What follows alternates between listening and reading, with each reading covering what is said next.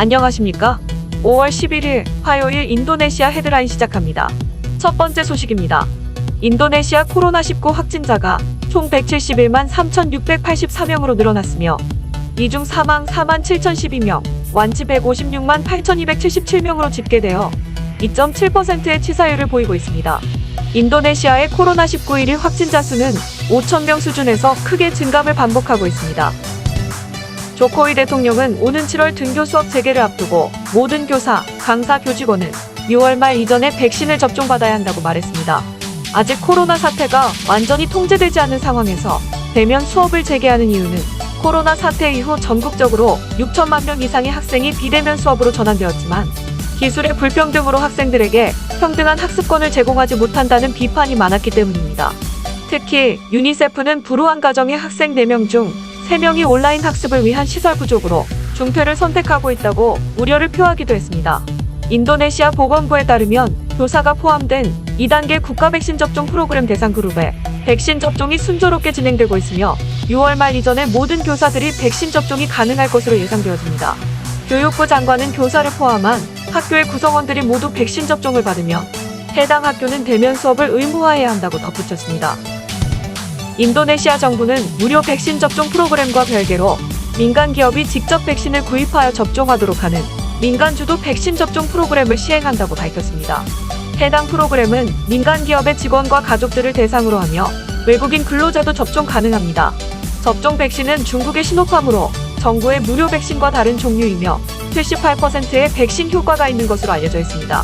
또한 향후 스푸트닉 등 다른 백신도 추가 도입할 예정이라고 밝혔습니다.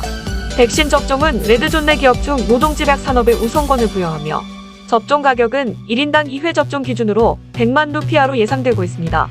해당 프로그램에 참여를 희망하는 기업들은 인도네시아 상공회의소 홈페이지를 통해 참여 신청을 할 수 있습니다.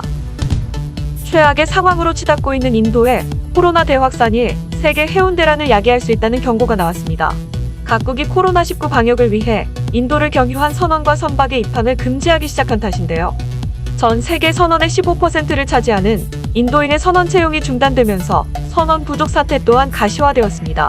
영국 파이낸셜 타임스는 인도에서 온 선원이 코로나19에 감염된 사례가 나오면서 세계 여러 항구가 인도를 거친 선박에 입항을 거부하고 있다며 인도의 코로나19 확산이 세계 해운업계를 뒤흔들고 있다고 전했습니다.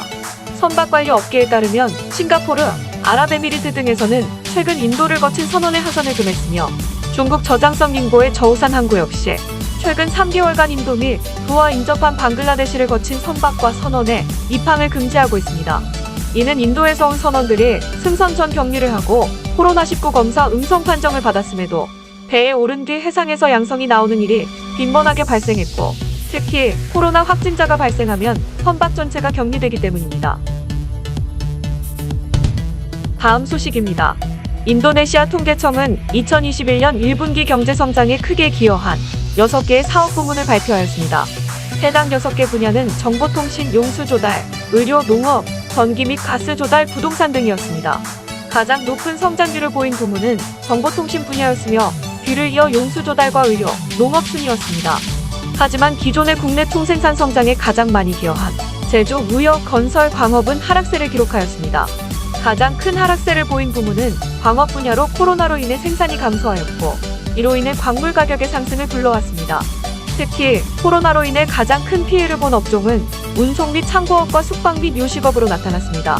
한편 통계청장은 지난 1분기 경제 성장률은 전년 동기 대비 0.74% 감소했지만 하반기에서 산업 회복의 모습이 확인되고 있어 경기 회복 조짐이 뚜렷해지고 있다고 발표하였습니다. 다음 소식입니다.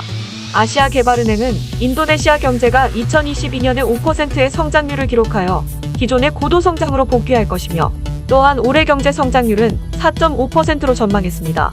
비록 작년 평균 1.6%였던 인플레이션은 2021년 2.4%로 상승할 것으로 예측되지만 여전히 인도네시아 중앙은행의 목표 범위 내에 있을 것이라고 전했습니다.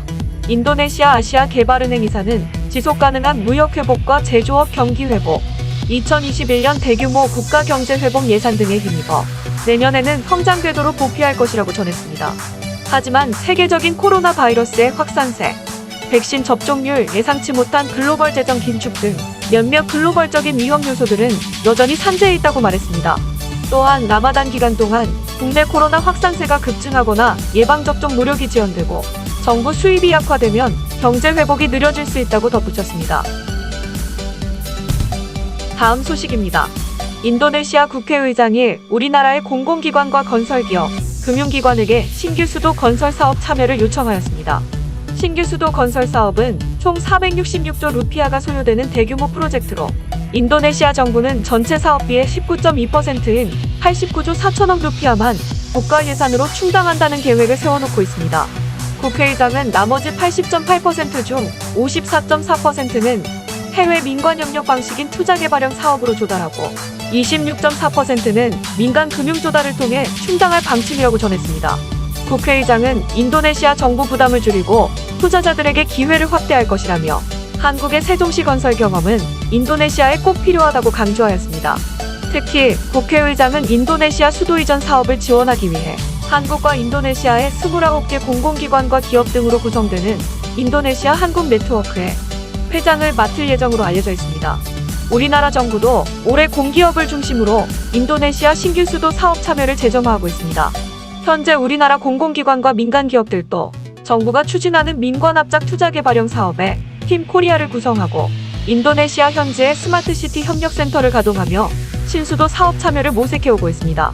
LH 관계자는 한국형 스마트시티 전파를 위해 스마트시티 건설을 희망하는 국가들을 대상으로 기획 타당성 조사, 인력 교육 등을 제공하는 KCT 네트워크 글로벌 협력 프로그램을 통해 인도네시아 신규 수도 스마트시티 기본 구상과 시범 사업 발굴 용역을 수행 중이며 이달 중으로 마무리할 예정이라고 말했습니다. 다음 소식입니다.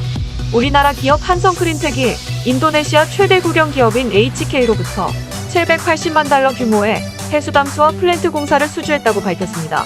해당 플랜트는 자화발전소 9번과 10번에 들어가는 보일러 공급수, 음용수 및 플랜트 용수를 공급하는 설비이며 막을 이용한 해수 담수화 설비를 포함한 물 분야 처리 플랜트입니다.